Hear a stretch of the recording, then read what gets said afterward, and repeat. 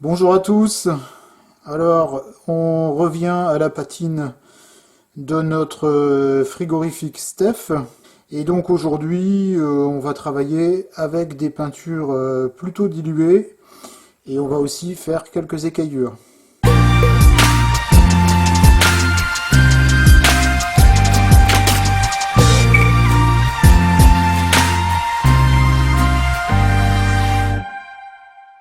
Alors, pour commencer, on avait dans la dernière vidéo concernant la patine du frigorifique Brawa, on avait travaillé sur la toiture et je vous avais dit que j'allais passer un vernis mat. Donc ce que j'ai fait, hein, j'ai laissé sécher la peinture à l'huile environ 48 heures, à peu près 2 jours. Ensuite j'ai passé un coup de vernis mat à l'aérographe de façon à ce qu'on puisse venir retravailler sur la surface sans crainte de venir endommager le travail qui est déjà effectué. Alors aujourd'hui, comme je l'ai dit en introduction, on va travailler quand même avec des peintures assez liquides, mais avant, on va faire quelques écaillures, ce qu'on appelle en jargon anglo-saxon du chipping. Alors, je veux pas en faire beaucoup sur ce wagon parce que je veux qu'il reste quand même en relativement bon état, en état d'usage. Par contre, je vais quand même faire quelques éclats de peinture au niveau des trappes de remplissage de glace, tout simplement parce que j'ai vu sur quelques photos, donc ce sont des endroits qui sont quand même relativement souvent soumis à, je dirais entre guillemets, agression et manipulation. Donc c'est plutôt des endroits où on va trouver de la peinture écaillée. Hop, alors, pour l'opération d'écaillage, si j'ose dire, je vais utiliser une peinture acrylique dans la gamme Gen 3 de chez AK Interactive, bon, qui tire un petit peu sur le rouille, et donc j'ai choisi du Saddle Brown, donc le AK 1104, pour réaliser mes écaillures. Donc je mélange un petit peu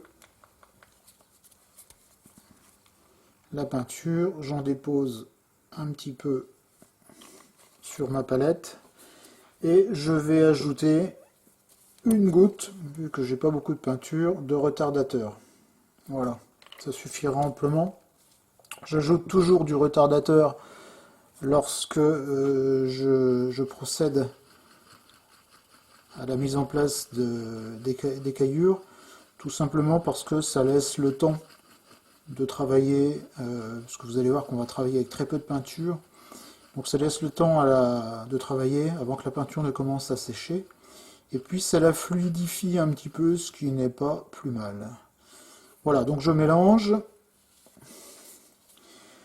Et donc on va appliquer avec un petit morceau de mousse synthétique, d'accord, qu'on rencontre un peu dans les emballages, enfin on trouve ça un petit peu partout. Donc chaque fois que j'en trouve, je la mets de côté. Et donc je vais vraiment en prendre un tout petit morceau que je vais mettre au bout d'une précelle. Et donc c'est avec cette technique que je vais réaliser mes écaillures sur mon modèle. Donc ça va aller très vite puisqu'il n'y a pas grand chose à faire. J'en prélève un petit peu sur ma palette et je ressuie bien sur du papier absorbant. C'est une sorte de dry brush finalement, sauf qu'on ne prend pas de brosse, mais on prend de la mousse synthétique. Et donc une fois que je ne marque plus, que je marque très peu le papier absorbant, je considère que au niveau de mon éponge, c'est bon. Et je viens simplement tapoter la zone concernée de façon à ne marquer que les reliefs et les endroits susceptibles d'être traités de la sorte. Voilà, un petit peu la bordure de la toiture. Voilà. Alors, je me mets bien devant la caméra.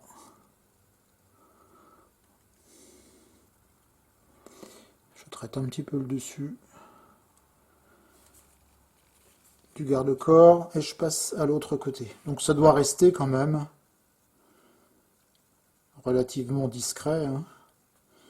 Et ça doit surtout être très fin. N'oubliez pas ce que j'ai déjà dit. Tous les effets doivent être à l'échelle du HO. Et bien souvent, les effets sont déjà peu visibles. Mais c'est l'accumulation de tous ces effets peu visibles qui feront que vous obtiendrez quelque chose de réaliste. Et je passe à la seconde trappe.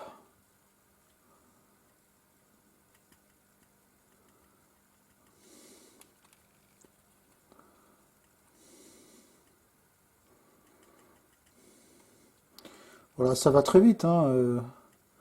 Faut surtout pas insister de trop, mais simplement créer un léger effet d'écaillage. Alors, le temps que j'ai mon mélange, je vais en profiter tout de même pour appliquer des petites touches au niveau de la toiture. Donc encore une fois, voilà, tout ça doit rester extrêmement discret.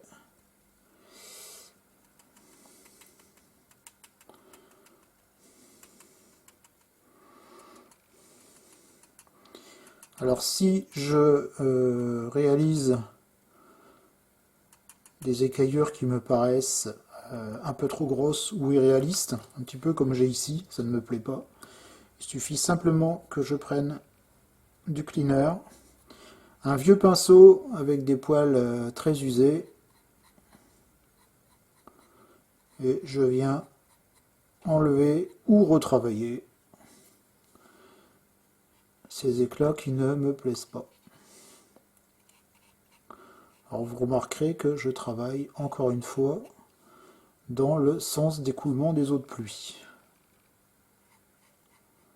Alors là c'est d'autant plus important qu'on est sur la toiture. Voilà, je vais laisser ça comme ça, c'est plutôt bien, ça me plaît, c'est assez discret.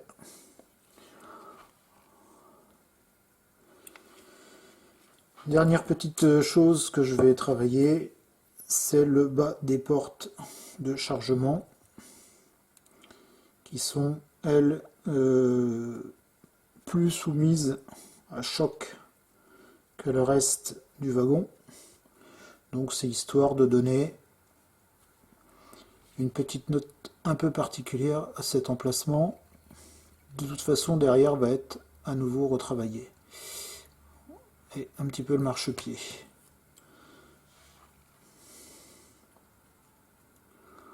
Voilà, et donc j'enlève ce que j'ai mis sur la porte qui elle est censée être ouverte lorsque le chargement ou déchargement s'opère, donc qui est soumise notamment à beaucoup moins de choc. Et donc j'en place un petit peu sur le bord, très peu, puisqu'on imagine que peut-être en déchargeant les engins sont amenés à choquer. Voilà, je vais m'arrêter là. Et donc je vais procéder comme ça de l'autre côté. J'en enlève un petit peu tout ce qui me paraît un peu gros.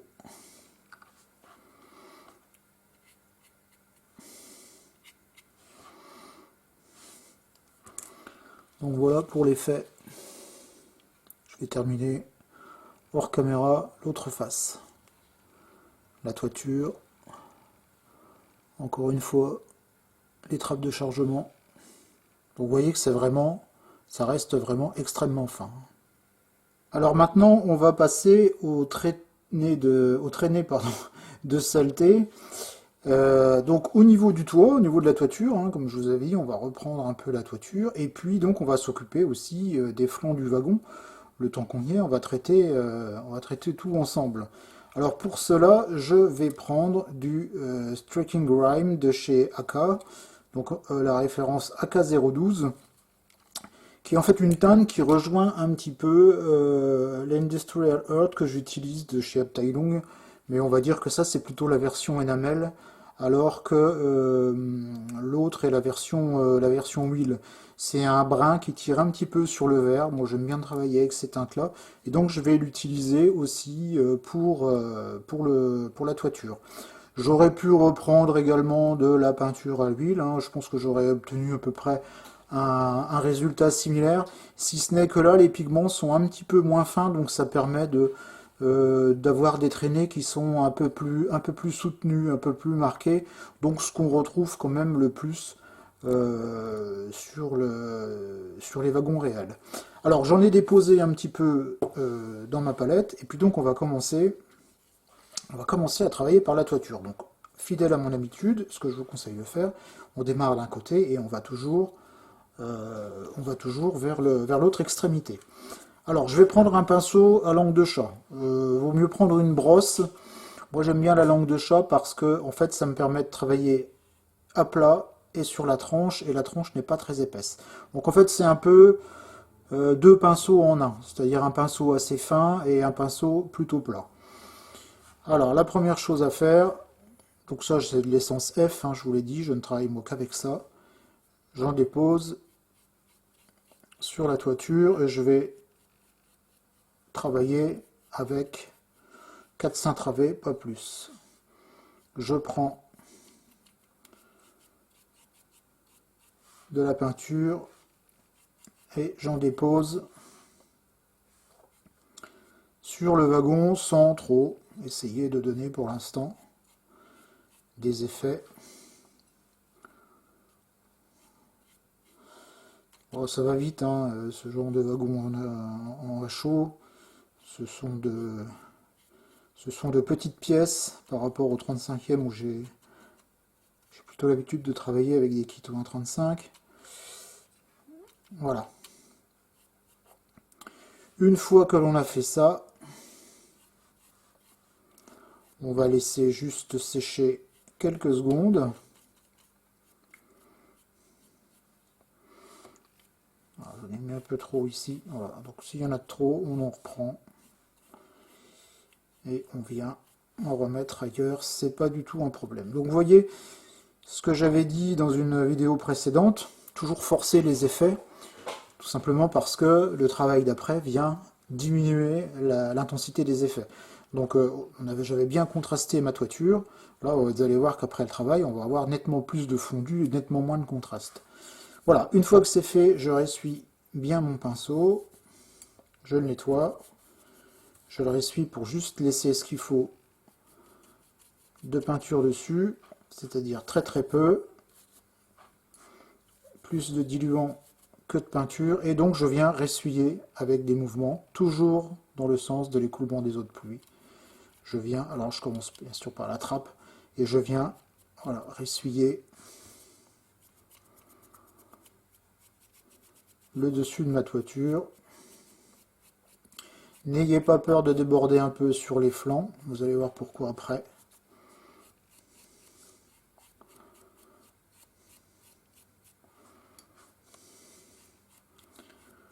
Alors je rajoute un peu de diluant sur mon pinceau et je ressuie pour bien fondre et enlever le surplus de peinture.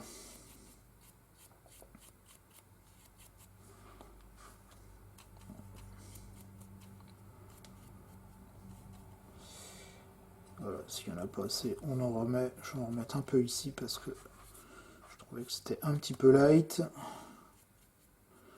Voilà, vous voyez. Donc je ressuie le plus gros. Et donc je vais enlever ce que je viens de mettre ici.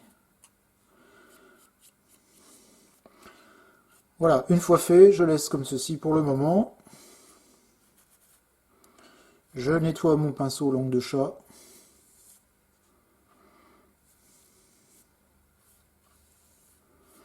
Je garde à proximité. Et donc, je vais utiliser maintenant un pinceau cranté. Voilà. Et donc, avec ce pinceau, je vais venir ressuyer. Alors, je ressuyer la surface de ma toiture. J'ai imbibé mon pinceau d'essence F. Je le prends, vous voyez, plutôt vers le bout pour avoir des mouvements assez amples. Je ne le prends pas au niveau de la virole, je le prends plutôt, voilà, on va dire aux trois quarts. Et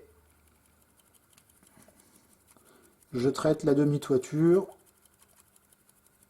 en créant ainsi des petites coulées de peinture.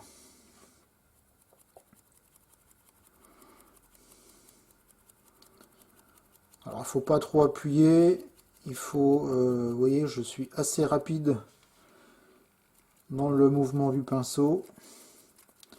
C'est ce qui permet en fait, pourquoi rapide? Tout simplement parce que ça nous permet d'avoir des traînées les plus droites possibles.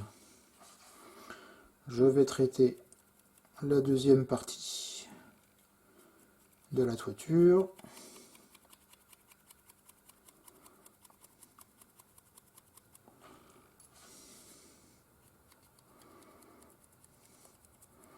Donc vous voyez que, encore une fois, les nuances que j'avais données lorsque j'avais passé l'aérographe, elles se voient toujours, mais elles se voient à peine. Voilà. Lorsque j'ai fait ça, je reprends ma langue de chat et à sec, ou presque, je viens à nouveau essuyer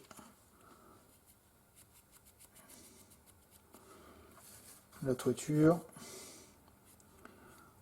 Donc vous voyez là, je prends maintenant la tranche et je pars du centre pour conserver les effets d'éclaircissement.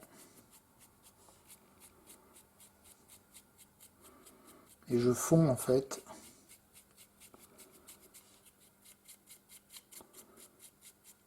toutes les lignes qui me paraissent un peu trop marquées. Alors les bordures, je les reprendrai après. Donc vous voyez, je vous avais dit 2 pinceaux en un, hein. Une brosse et une pointe. Voilà, je vais reprendre un tout petit peu de diluant, bien essuyer.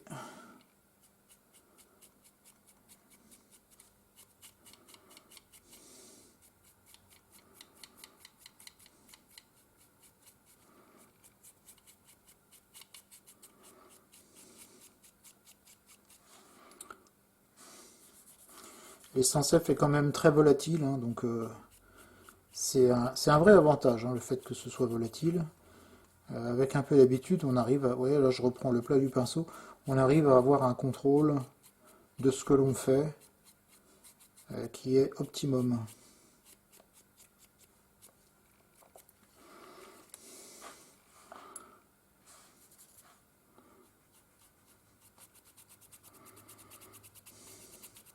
Je vais en enlever un peu plus parce que c'est pas suffisamment voilà, c'est pas suffisamment marqué à mon goût. Alors ce qu'on peut faire par exemple, vous voyez là je travaille avec le côté, ensuite je reviens sur le plat. Ce qu'on peut faire c'est créer des nuances aussi par zone. Donc voilà, là je prends par exemple ces 3 travées et je les éclaircis. Ici je vais laisser peut-être un peu plus foncé.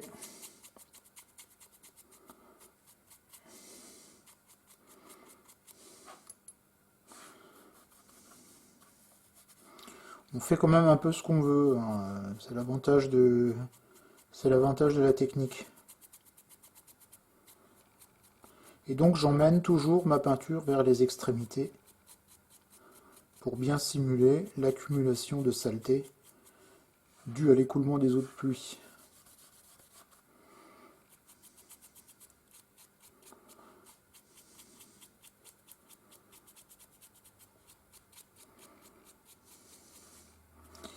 Alors il me reste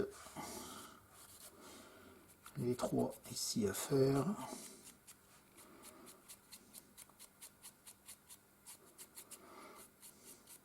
Et donc on construit ces nuances au fur et à mesure que l'on avance dans le processus de peinture.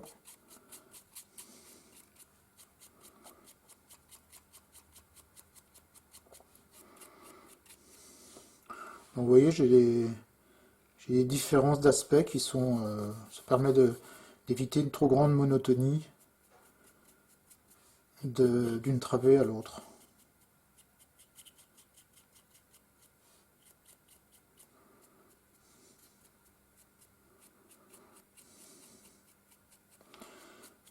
Voilà. Ça c'est bon, je vais m'occuper des bords. Donc je reprends tout doux les bordures et je viens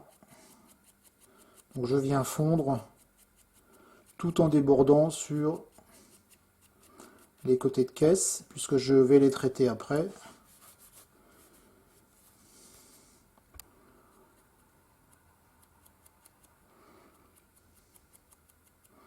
Vous voyez comme je fais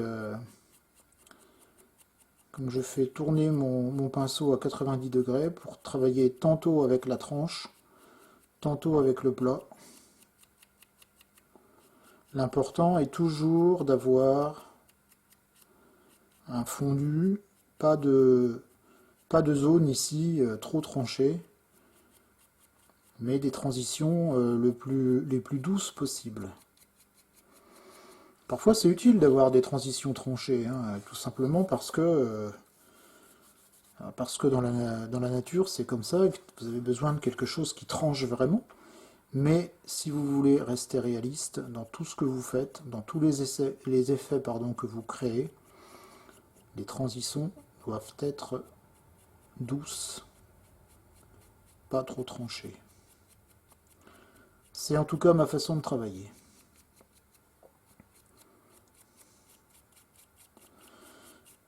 Donc ça je l'ai déjà dit, je le redis, d'autant plus que au 1/87e, on est quand même sur une petite échelle, donc tout doit être réduit de 87 fois.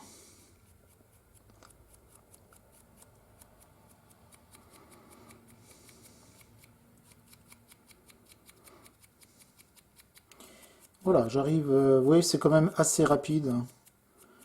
J'arrive à la fin. Donc on aura un dernier traitement. On va laisser sécher à minima 24 voire 48 heures. Donc ici on est sur une peinture émail, hein. Donc 24 heures ça sera amplement suffisant. C'est au pire on pourrait traiter, appliquer le dernier effet dans la foulée. Bon on va pas le faire aujourd'hui parce que je referai une dernière vidéo sur les finitions. Puis on a encore une étape après qu'on va voir ensemble. Donc je termine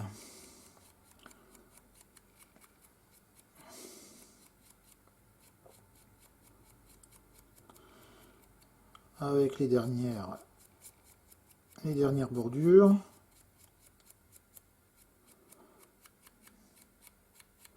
Donc je disais, on aura encore une étape sur le vieillissement de la toiture. Donc qui se fera lors des finitions sur la dernière vidéo.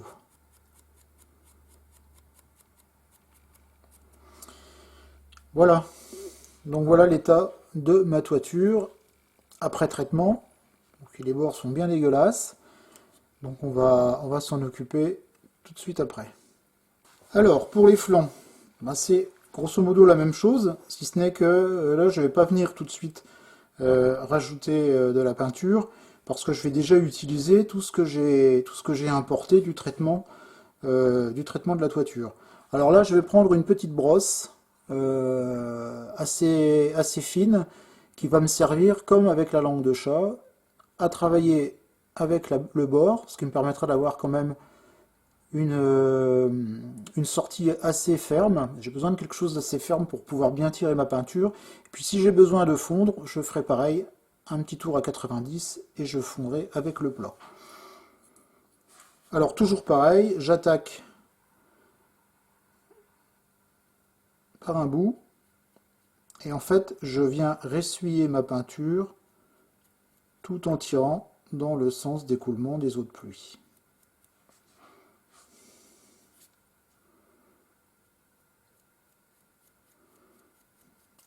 Donc sachant que le haut doit être bien sûr plus sale que le bas, puisque la saleté a tendance à s'accumuler.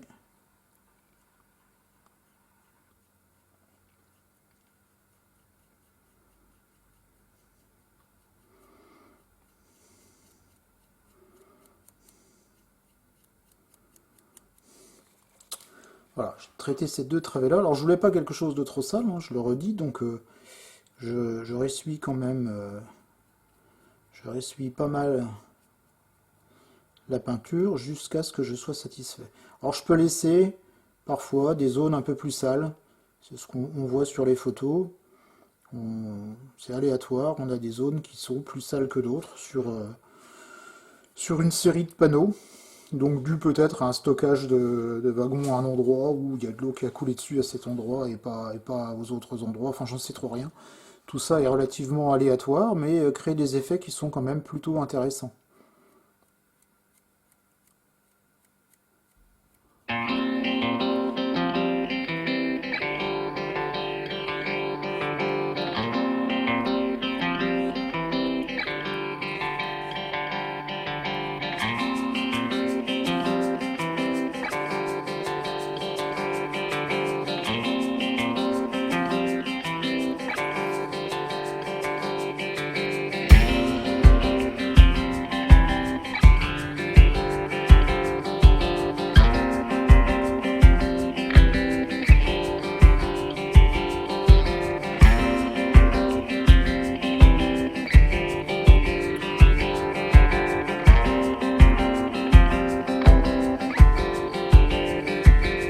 Ouais.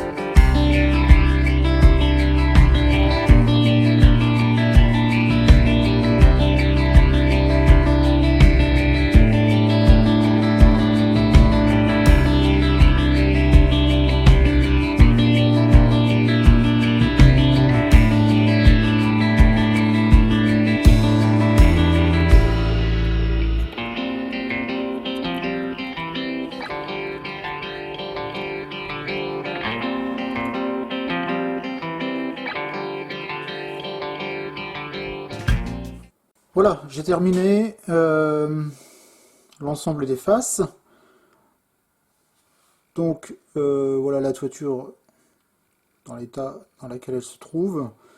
Donc comme je vous l'ai dit tout à l'heure, encore un traitement et ce sera terminé. Les flancs sont pratiquement terminés, voire terminés.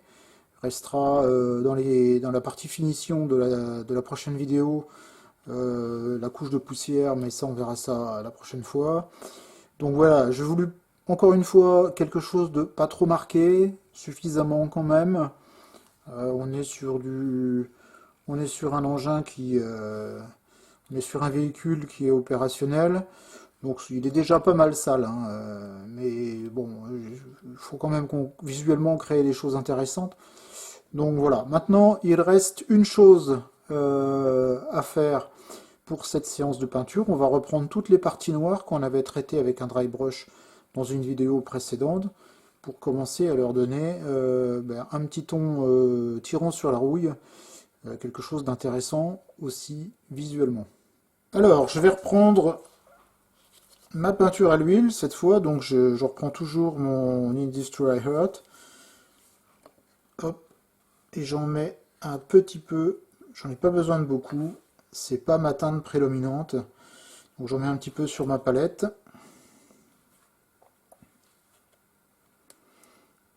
Alors je referme mon tube comme il faut, j'ai l'impression d'avoir mon pas-de-vis qui est un peu foiré. Et donc je vais reprendre également une teinte qu'on a déjà utilisée, c'est le Wash Light Rust, donc le AK046, qui va me servir de teinte principale cette fois. Alors je dis on l'a déjà utilisé, mais je ne sais pas si c'était dans une vidéo. C'est pas grave. Alors j'en prélève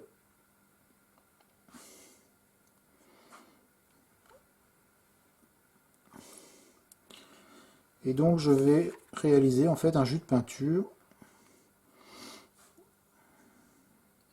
assez fortement dilué. Alors je vais utiliser mes pinceaux qui m'ont servi précédemment. Alors il faut que j'ai quelque chose qui tire sur la rouille bien sûr, mais qui soit quand même pas trop marqué, quelque chose de cassé. D'où mélange de brun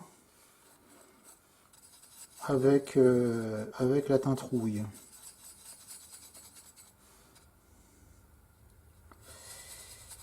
Je vais remettre un peu.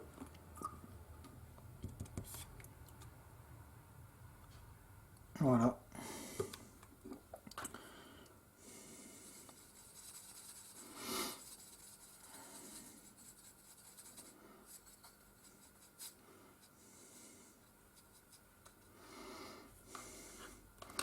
Alors donc je vais traiter l'ensemble des parties noires, mais je vais également traiter cette fois les roues qu'on avait enlevées lors de la première vidéo et que l'on avait mis de côté.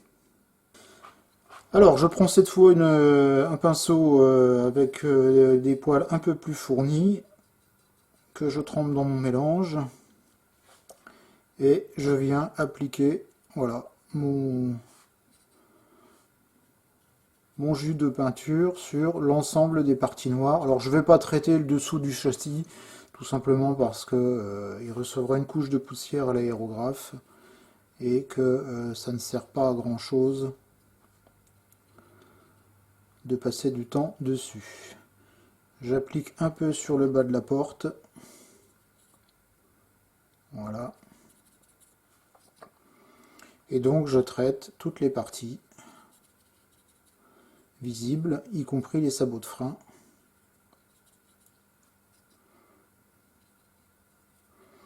Vous voyez, je dépose et je ne cherche pas à emmener ma peinture ici ou là.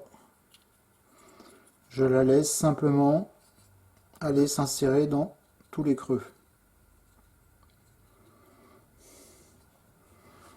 Je vais passer à la face avant. Je traite également le boîtier NEM, les tampons, marchepied.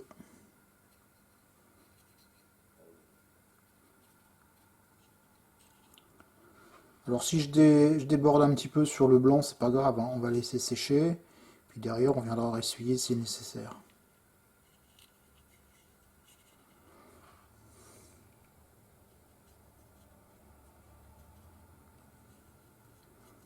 Oui, ici c'est le cas.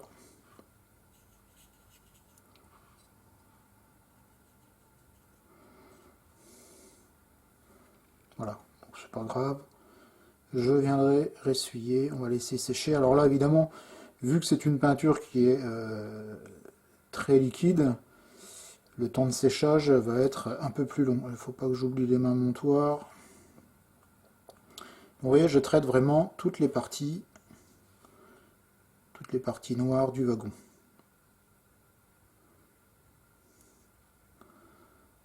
Les crochets de halage. Et donc, je vais faire les deux autres faces.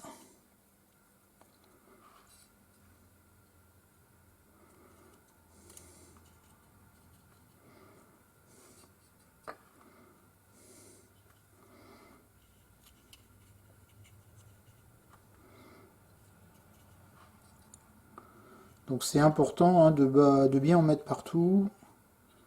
N'oubliez aucune zone. Et donc c'est l'association fond noir, dry brush gris, jus tirant sur la rouille, plus dans la partie finition une dernière intervention qui viendront simuler l'aspect métal défraîchi, engin opérationnel.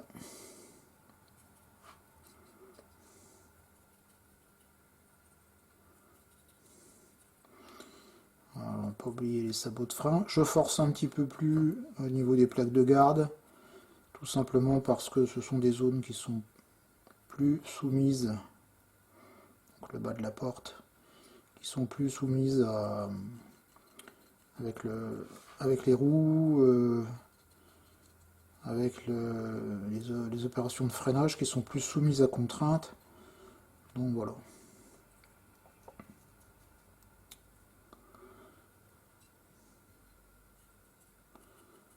Voilà, donc là j'ai traité l'ensemble du wagon.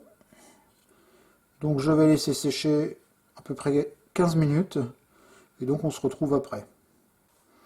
Alors on se retrouve quand même avant les 15 minutes parce que j'ai oublié les roues que j'avais mis sur le côté. Donc en fait les roues, là je les ai mis sur un support maintenus avec de la pâte à fixe. Donc c'est important de pouvoir les poser bien à la verticale, parce qu'en fait je vais appliquer un jus de peinture également dedans, dans les creux, et donc comme je vais les retourner, il faut que mon jus de peinture reste plutôt vertical en attendant que tout sèche. Alors pour les plus perspicaces d'entre vous, vous aurez remarqué que j'ai 4 jeux de roues et que je ne traite qu'un wagon. Allez comprendre. Donc vous voyez, j'y vais généreusement puisque comme c'est une peinture qui est fortement diluée, lorsque le diluant, en l'occurrence l'essence F, va être évaporé, il va me rester très peu de pigments. En fait là j'ai peu de pigments dans mon mélange.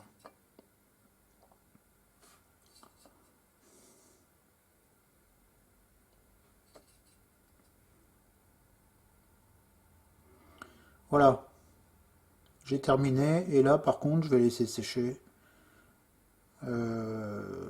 plusieurs jours. Puisqu'en fait pour les roues il suffira juste d'un empoussiérage derrière qui interviendra quand on fera l'empoussiérage du châssis. Donc là pour l'instant je peux laisser sécher tranquillement. J'ai juste redressé voilà, un peu celle-ci. Et donc on met tout ça à sécher et on se retrouve dès que l'essence F est évaporé. Voilà, donc l'essence F a eu le temps de s'évaporer. Maintenant, je vais enlever tout ce qui ne me convient pas, donc toutes les petites coulures qu'il y a eu ici ou là. Donc je prends un pinceau avec cette fois des poils très souples et voilà, je viens juste ressuyer les parties les parties blanches, notamment sur lesquelles je ne veux pas avoir d'aspect rouille. Voilà. Bon, c'est tout. Hein. Après, le tout, c'est voilà, de bien travailler toujours dans le sens d'écoulement des eaux de pluie quand je ressuie, parce qu'il m'arrive de créer quand même des petites coulures qui sont finalement, de temps en temps j'en garde, qui sont intéressantes pour le sujet, notamment ici par exemple au niveau des portes, comme j'ai déjà dit, qui sont plus soumises à des chocs, et donc généralement on trouve à cet endroit plus qu'ailleurs des traces de rouille. Voilà, ici par exemple.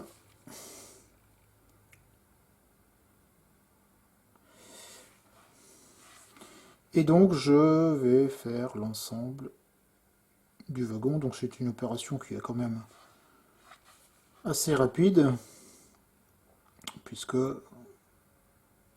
n'y a pas beaucoup non plus de zones concernées. Alors faut quand même bien regarder, parce que ça, une fois que c'est sec, s'il y a des zones qu'on a oublié de traiter, c'est toujours délicat de venir les retravailler.